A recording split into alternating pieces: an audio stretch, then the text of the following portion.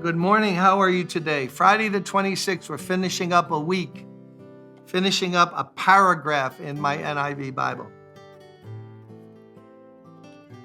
Someone wrote to me and said, "What Bible commentary for the whole Bible do you recommend?"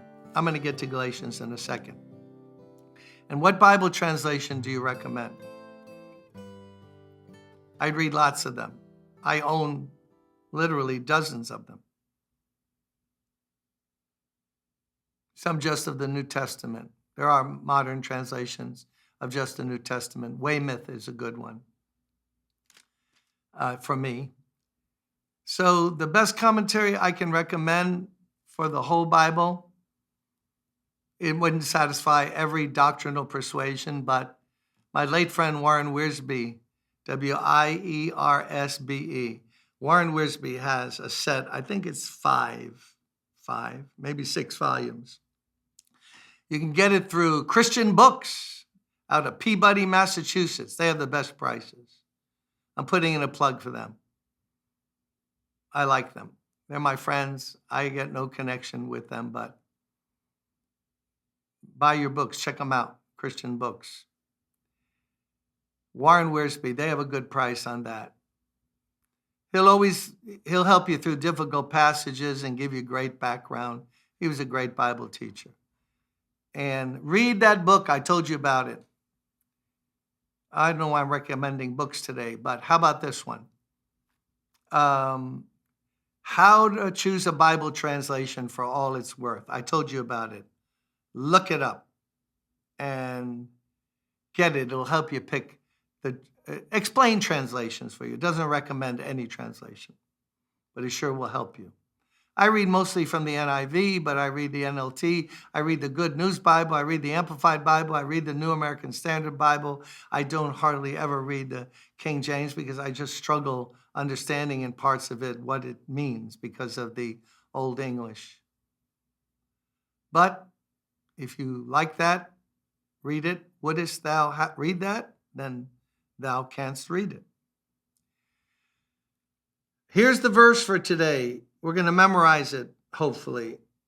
Chapter 4 of Galatians, verse 7. So you are no longer a slave, but God's child. There's a difference, slave and child.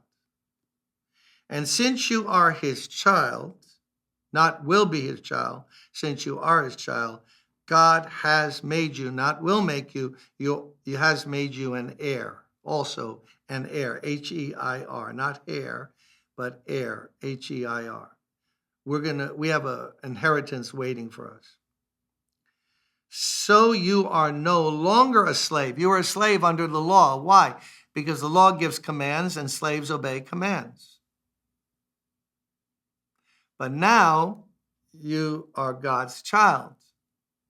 A child enjoys the privileges and the blessings of the Father, and also has an inheritance waiting for him.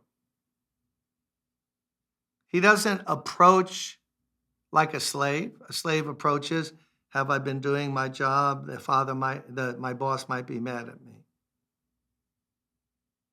I approach, remember those famous stories when John F. Kennedy was president and dignitaries would be waiting for him and in the ante-room outside and waiting, and then he'd be in conference with somebody.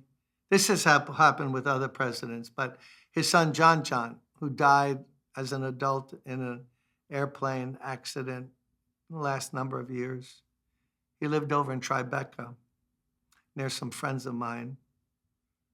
And he would just push open the door at 5 years old and just stroll right in the room. No, and there's the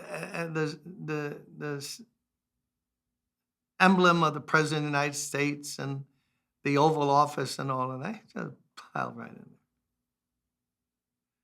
Other people try to get an appointment. He always had an appointment. Why? He's his son. They push right in. And the president would stop and he's talking, John, what do you want? What do you need? What do you want? Oh, what a great example.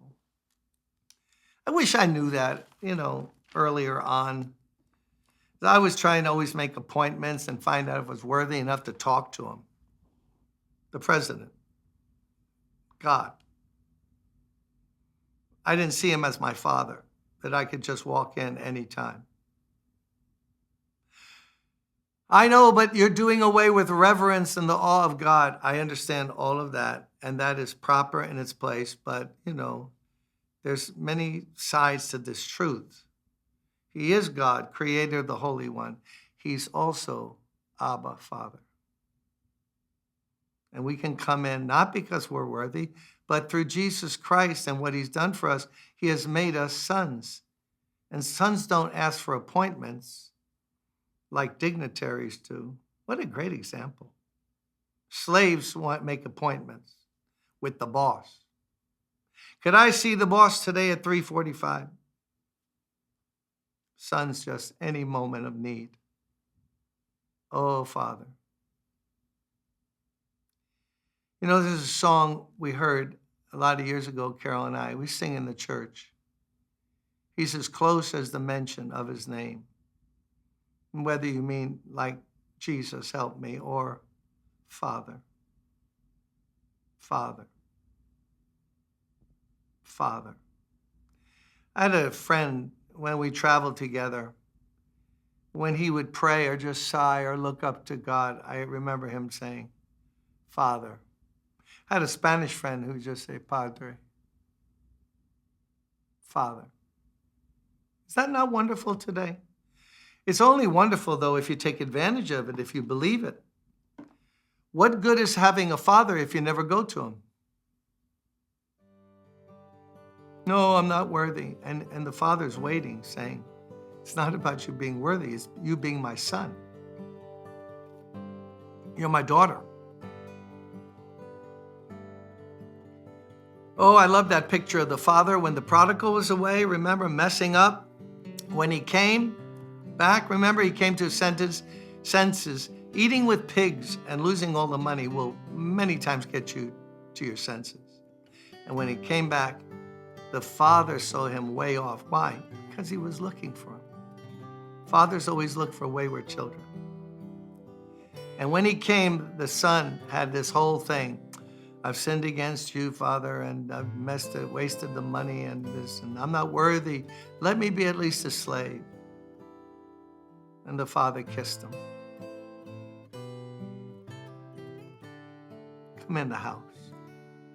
Are you wandering today out of fellowship with the Father? God sent me to you today. Come home.